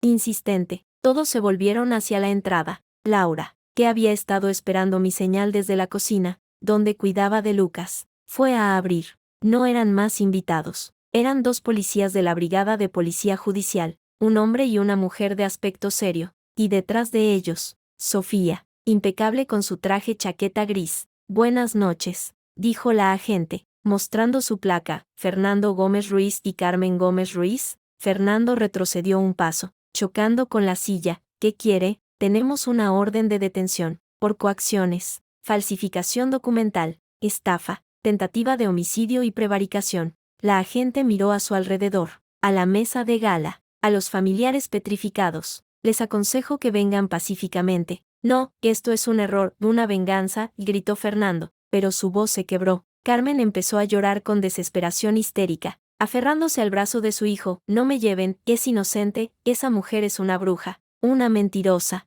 Nadie de la familia se movió. La tía Pilar, con lágrimas en los ojos, apartó la vista. El tío Benigno asintió con gesto grave a los policías. El resto parecía anonadado, avergonzado. Fue Sofía quien se dirigió a la familia, con voz profesional y clara. Todas las pruebas que han visto están debidamente validadas por peritos. Los documentos, las grabaciones, los chats, el análisis de la medicación, están a disposición judicial. La señora López tiene también una orden de alejamiento y una medida de protección para su hijo, Lucas Gómez López, que queda bajo su custodia provisional. Los policías se acercaron a Fernando y a Carmen. Él intentó resistirse, forcejeando. No podéis hacerme esto, soy inocente, papá, di algo, gritó a su padre, sentado al otro extremo de la mesa, un hombre anciano y pálido que no alzó la vista de su plato. La agente le sujetó el brazo con firmeza. Señor Gómez, no se resista, solo empeorará las cosas. Carmen, al ver que se llevaban a su hijo, lanzó un alarido desgarrador y se abalanzó sobre mí. Tú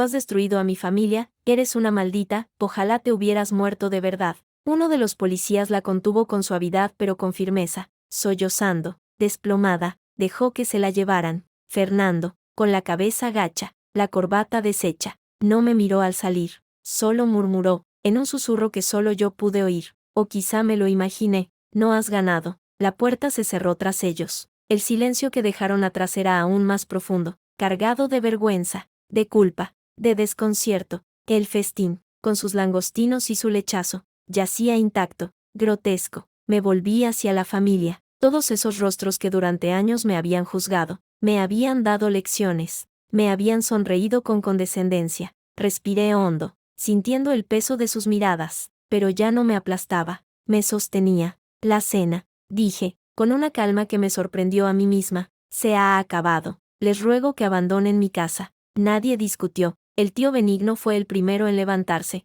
Se acercó a mí, y por un momento pensé que iba a decir algo, pero solo asintió, con una expresión de dolor auténtico, y salió. Los demás le siguieron, en un silencio avergonzado, recogiendo abrigos y bolsos sin mirarse a los ojos. La tía Pilar se detuvo frente a mí, con los ojos enrojecidos. Isabel, yo no tenía ni idea, te juro que, lo sé, Pilar, la interrumpí, sin dureza, pero sin calidez, pero ahora lo sabe. Buenas noches. Ella asintió, abatida, y se fue. Cuando el último familiar hubo salido y Laura cerró la puerta con llave, el esfuerzo, la tensión de semanas, de meses, cayó sobre mí de golpe. Las piernas me flaquearon. Me apoyé en el respaldo de una silla, temblando. Sofía se acercó y me puso una mano en el hombro. Lo has hecho perfecto, Isa, perfecto. Han picado. La caída ha sido en público, con testigos. La familia no los apoyará. Están acabados. Laura salió de la cocina, llevando a Lucas en brazos, medio dormido. Los polis se los han llevado. Ha sido increíble, me miró, y en sus ojos vi admiración, y también preocupación. ¿Estás bien? Miré a mi hijo, que frotaba sus ojitos con los puños, sano, a salvo, lejos de ellos. Un sollozo, seco y convulso, se me escapó del pecho, luego otro, pero no eran lágrimas de dolor, eran de liberación, de un alivio tan vasto y profundo que me doblaba por la mitad.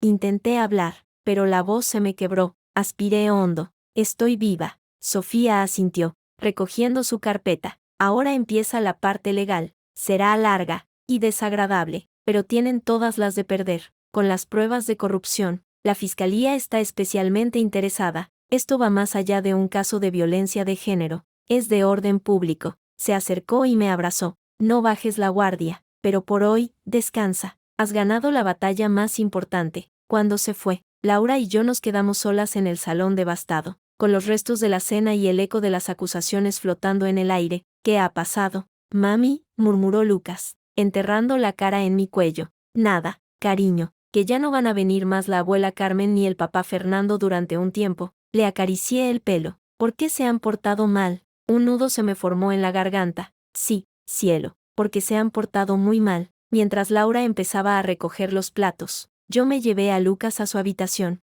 lo arropé, le canté una canción muy bajito. Cuando sus pestañas se posaron en los pómulos y su respiración se hizo regular, me quedé mirándolo, inundada por una ola de amor feroz y protector. Había arriesgado todo, había jugado a una partida temeraria, y había ganado. Le había ganado a la trampa, a la mentira, a la codicia, e incluso, de alguna manera, al fantasma de mis padres, a los que quizá, al fin, había hecho justicia. Salí de su habitación y me enfrenté al desorden del salón. En lugar de abrumarme, me dio una extraña fuerza. Cada plato sucio, cada copa vacía, era un resto del viejo mundo, el mundo de las apariencias y el veneno, que ahora podía barrer. ¿Qué hacemos con todo esto?, preguntó Laura, con un gesto hacia la mesa. Mañana, dije, desabrochándome los zapatos. Mañana lo tiramos todo, y empezamos de nuevo. Aquella noche, sola en la cama que durante años había compartido con mi verdugo, no pude dormir,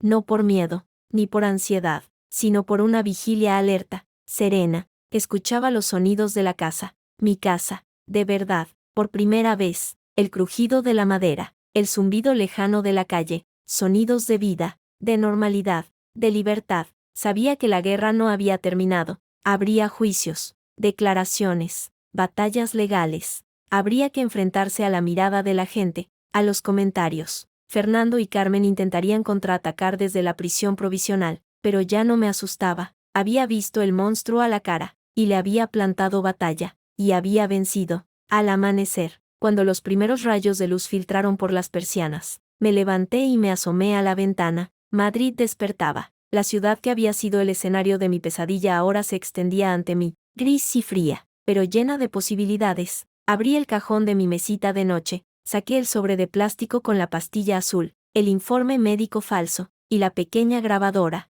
los materiales de mi infierno. Los guardaría, para el juez, para el recuerdo, para nunca olvidar de lo que había sido capaz, ni de lo que había sido capaz de superar. Sonó el teléfono. Era Jordi, desde Barcelona. Isabel, ¿estás bien? He visto las noticias, ha salido en algunos medios. Lo de la detención de un arquitecto por corrupción y tentativa de homicidio, no daban nombres, pero por el perfil, estoy bien. Jordi, mejor que bien. Joder, chica, se le notaba la conmoción al otro lado. Bueno, te llamaba por lo otro, por lo que me pediste, lo del trabajo. Aquí, en Barcelona, en el proyecto del Centro Cultural cerca de la Sagrada Familia, hay un hueco, para una jefa de proyecto, alguien con agallas, que sepa manejar presión, que no se asuste de nada. Hizo una pausa. Alguien como tú, si te interesa. Miré por la ventana, hacia el este, hacia donde sabía que, a cientos de kilómetros, el Mediterráneo bañaba una ciudad diferente, una ciudad donde nadie me conocía como la esposa de Fernando,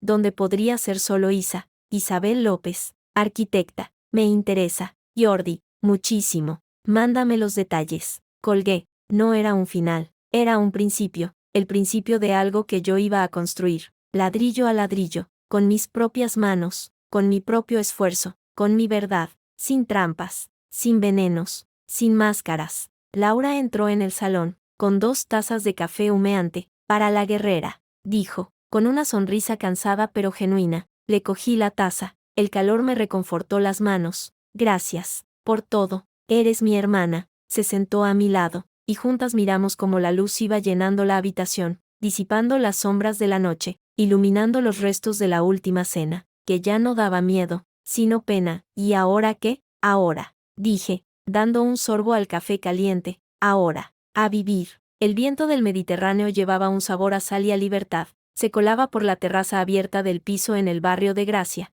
agitando los planos desplegados sobre la gran mesa de trabajo, donde Lucas, concentradísimo, intentaba dibujar una casa con sus ceras. 6 meses desde aquella última cena en Madrid, 6 meses desde que mi vida se partió en un antes y un después, y comenzó, titubeante al principio y ahora con paso firme, a recomponerse en una forma nueva, extraña y maravillosamente propia. El timbre del videoportero sonó. En la pantalla apareció la cara sonriente de Diego, mi compañero de proyecto y algo más, aunque aún navegábamos esas aguas con cautela, disfrutando de la calma después de la tormenta con una bolsa de la panadería de abajo. Diego, gritó Lucas, abandonando sus crayones y corriendo hacia la puerta antes de que yo pudiera abrir. Hola, campeón. Diego entró, levantó a Lucas en volandas haciendo que el niño se riera a carcajadas, y luego me dirigió una mirada cálida que me hizo sonreír sin querer. Hola, Isa. Os traigo ensaimadas, que sé que sois unas viciosas. Nos has pillado. Lo ayudé a dejar las bolsas en la cocina. El piso era más pequeño que el de Madrid, luminoso, lleno de libros y juguetes, y con esa energía caótica y creativa que tanto echaba de menos. ¿Todo listo para la reunión con el ayuntamiento? Listísimo. Tu presentación es impecable. Van a flipar. Se sirvió un vaso de agua. ¿Y tú, nerviosa? Extrañamente, no, era verdad. La ansiedad que antes me acompañaba a cada reunión importante, ese miedo a no estar a la altura, se había disipado. Lo había cambiado por una determinación tranquila. Había enfrentado cosas infinitamente peores que un comité de urbanismo. Es un proyecto bueno, y lo sabemos. Sonó mi teléfono. En la pantalla, el nombre de Sofía. Un pequeño nudo se formó en mi estómago, el reflejo condicionado de meses de llamadas cargadas de noticias judiciales. Diego, notándolo, me guiñó un ojo y se llevó a Lucas al salón, diciéndole algo sobre construir un rascacielos con los ladrillos de Lego. Sofía, dime. Me senté en el borde de la terraza, mirando las terrazas llenas de macetas de los vecinos. Hola, Isa, ¿cómo está la arquitecta estrella de Barcelona? Su tono era ligero, pero percibí la tensión contenida, a punto de conquistar el consistorio. ¿Qué pasa? Sentencia. La palabra cayó entre nosotras, pesada, cargada de meses de espera. Acaba de salir, del juzgado de lo penal número 7 de Madrid. Contuve la respiración, el rumor de la ciudad, el viento, todo pareció apagarse, y, condena para Fernando, 8 años, por fraude, falsificación documental, coacciones, y tentativa de homicidio en grado de tentativa. Por lo de la medicación, la agravante de parentesco y abuso de confianza ha pesado mucho. Hizo una pausa. Para Carmen, 3 años. Por cooperación necesaria en la tentativa de homicidio y coacciones, su edad y su falta de antecedentes han suavizado la pena, pero entra, lo del accidente de tu padre, no ha podido probarse,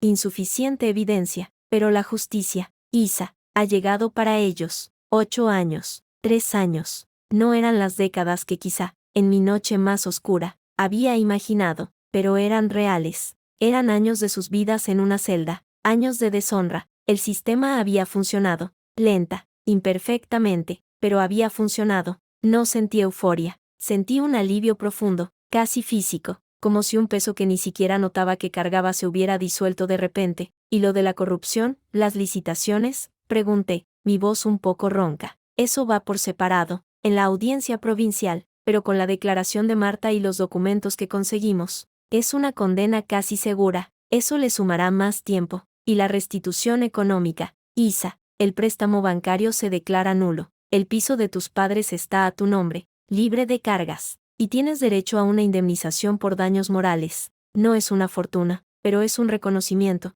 Marta había testificado, a cambio de inmunidad, como habíamos acordado, había tenido a su hijo, un niño, había roto todo contacto con la familia Gómez. La última noticia era que había vuelto a su ciudad natal, en Galicia, con su bebé. No éramos amigas, jamás lo seríamos, pero había una especie de tregua a distancia, Un reconocimiento mutuo de haber sido piezas en el mismo juego perverso. ¿Ha dicho algo, Fernando? La pregunta me salió sola. Un silencio breve. ¿Ha solicitado verte, antes de entrar en prisión? Una conversación personal. Su abogado lo ha transmitido. El nudo en mi estómago se apretó. No, no hace falta que vayas, ni que le des ninguna explicación. No iré, lo dije con firmeza. No había nada que decir, nada que escuchar. Cualquier palabra de él sería otro hilo de su telaraña, y yo ya no era una mosca. ¿Y la custodia de Lucas? Definitiva y exclusiva para ti. Se le ha suspendido la patria potestad a Fernando, sin visitas, sin contacto, hasta que Lucas sea mayor, y decida él, si quiere. La abuela Carmen, lo mismo. Sofía soltó un suspiro. Es el final, Isa, del camino legal, al menos. Lo que viene ahora es vivir, vivir.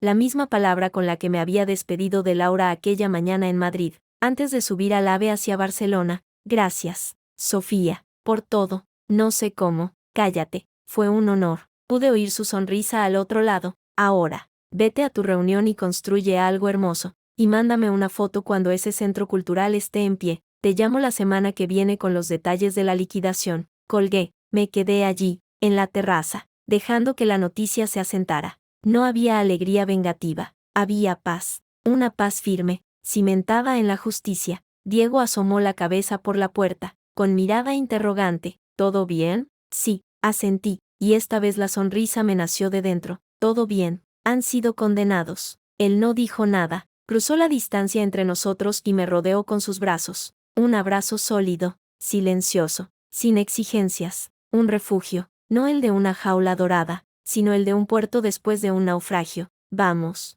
murmuró contra mi pelo. Lucas y yo te llevamos. No vayas sola. El Centro Cultural y de Congresos Les Glories, nuestro proyecto, no estaba junto a la Sagrada Familia, pero desde su azotea se divisaba la silueta inconfundible de las torres de Gaudí. La reunión con los responsables municipales y los representantes del estudio de arquitectura barcelonés para el que trabajaba, Pujol y Associates, fue intensa pero fluida. Presenté los avances, los planos de la gran sala polivalente, el diseño de la fachada que jugaba con la luz mediterránea. Hablé con una seguridad que me resonaba cierta en los oídos. Esta era mi lengua. Los planos, los cálculos, la creación, no las mentiras, los disfraces, las estrategias de supervivencia. Al terminar, el director del proyecto, el señor Pujol, un hombre mayor de modales secos pero ojos inteligentes, se me acercó. Buen trabajo, Isabel, muy buen trabajo. Se nota que esto te importa. No es solo otro proyecto.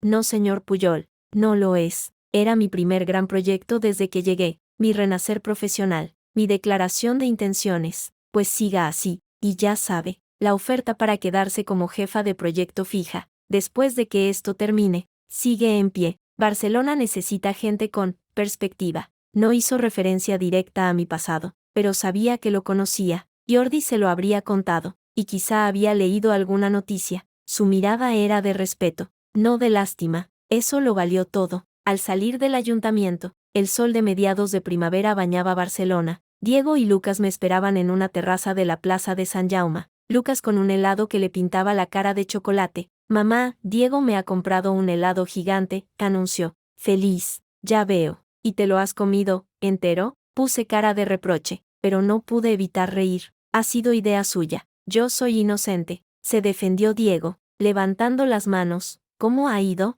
Bien, muy bien. Me senté, pidiendo un café, y tengo noticias. Les conté, en términos sencillos que Lucas pudiera entender, que el papá Fernando y la abuela Carmen habían sido castigados por hacer cosas muy malas, y que no nos molestarían más. Lucas asintió con seriedad, más interesado en el resto de su helado que en la noticia. Para él, Fernando y Carmen eran ya personajes lejanos, difusos, reemplazados por la rutina de su nuevo colegio en Gracia, sus amigos del parque, y la presencia constante y alegre de Diego. Esa noche, después de acostar a Lucas, Diego y yo nos quedamos en el salón, con una copa de vino, viendo cómo las luces de la ciudad se encendían. ¿Qué sientes?, preguntó él, con su franqueza habitual. No era un hombre de grandes rodeos. Otro de los motivos por los que confiaba en él, paz, era la palabra más exacta, y gratitud, por tener esta segunda oportunidad.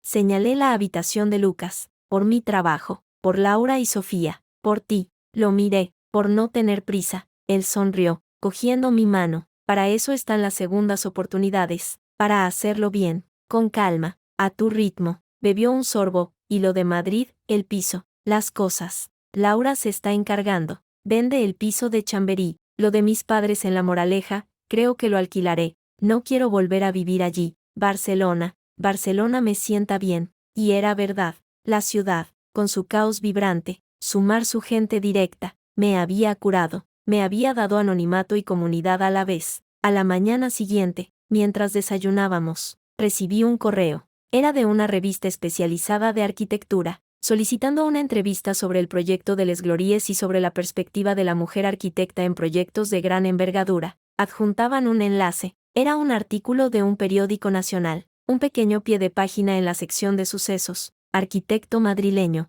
condenado a 8 años por intentar asesinar a su mujer. Mi nombre no salía, solo las iniciales. ILM, un detalle de protección por el que Sofía había luchado. Era solo una noticia más. Pronto, nadie se acordaría. Lo cerré. No era mi historia ya. Mi historia estaba aquí, en los planos sobre la mesa, en la risa de Lucas en la habitación de al lado, en el café humeante, en la mirada cómplice de Diego. ¿Todo bien?, preguntó él, pasándome la tostada. Perfecto, sonreí. Hoy toca playa. Le prometí a Lucas construir un castillo de arena que llegue hasta el cielo. La playa de la Nova Icaria estaba ya animada, mientras Lucas corría hacia la orilla, gritando de alegría. Yo me quité las sandalias y sentí la arena tibia bajo mis pies. El Mediterráneo brillaba bajo el sol. Diego se sentó a mi lado, sin hablar, simplemente presente. Miré a mi hijo, sus piernecitas regordetas chapoteando en el agua, libre, seguro, feliz. Pensé en el largo camino desde aquella cocina en Madrid hasta aquí, en el miedo, en la rabia, en la fuerza que no sabía que tenía, en las mujeres que me tendieron la mano, Laura, Sofía, incluso Marta, en la justicia, lenta pero implacable, en la posibilidad de un nuevo amor, construido desde la verdad y no desde la mentira. Sonó el teléfono. Era Laura, con su videollamada. Su cara apareció en la pantalla, sonriente, en el salón de su piso en Madrid. Tía Laurí, gritó Lucas, corriendo hacia mí. Hola, monstruo, ¿cómo está ese castillo? Le mostró a la cámara un cubo y una pala llenos de arena, mientras ellos charlaban. Laura me miró a mí. ¿Lo has visto? La sentencia. Sí. ¿Estás bien? Más que bien. Le giré la cámara, mostrándole el mar, la playa, a Lucas correteando, a Diego haciendo un gesto de saludo. Esto es estar bien. Sus ojos se humedecieron. Me alegro, hermana, de verdad, os echo de menos. Y nosotros a ti, pero ya bajarás pronto, o subiremos nosotros. Colgamos. Me tumbé sobre la toalla, cerré los ojos y dejé que el sol me calentara la piel. No era un final feliz de cuento. Los cuentos no hablan de pesadillas reales, de traiciones que hielan la sangre, de batallas legales interminables. Los cuentos terminan con el y vivieron felices, y se saltan la parte del y tuvieron que reconstruir su vida desde los cimientos, con cicatrices y recuerdos dolorosos, pero con una determinación renovada. Mi vida no era un cuento, era más sólida que eso, era real, con sus días buenos y sus días menos buenos, con sus desafíos profesionales, con la crianza en solitario de un niño, con los fantasmas que, a veces, aún susurraban en la noche, pero era mía, auténtica, construida por mí. Mamá, mira, he hecho un canal. Lucas tiraba de mi mano. Me levanté y fui con él. Me arrodillé en la arena, ayudándole a dirigir el agua hacia su fosa. Diego se unió a nosotros, y los tres, bajo el sol de Barcelona, nos pusimos a construir un castillo de arena que, efectivamente, parecía querer llegar al cielo. Frágil, temporal, pero hermoso en su imperfección y en su creación compartida. Al anochecer, de vuelta a casa, con Lucas dormido en mis brazos y el olor a sal y protector solar pegados a la piel, supe que había cerrado un círculo, no con un punto final, sino con un amplio, respirado, nuevo comienzo. Al entrar en el piso, pasé frente al espejo del recibidor. La mujer que me devolvió la mirada llevaba el pelo revuelto por el viento, pecas en la nariz, y una expresión de cansancio feliz. En sus ojos ya no había rastro de la Isabel asustada, la que creía en cuentos de hadas envenenados. Había una mujer que había mirado al abismo, había luchado, y había salido al otro lado, más fuerte, más sabia, más libre. Acosté a Lucas, le di un beso en la frente, y salí al balcón. Barcelona parpadeaba ante mí, infinita, llena de luz y de vida. Respiré hondo, el aire de mi nueva ciudad llenándome los pulmones. Había sobrevivido, y ahora, por fin, estaba viviendo.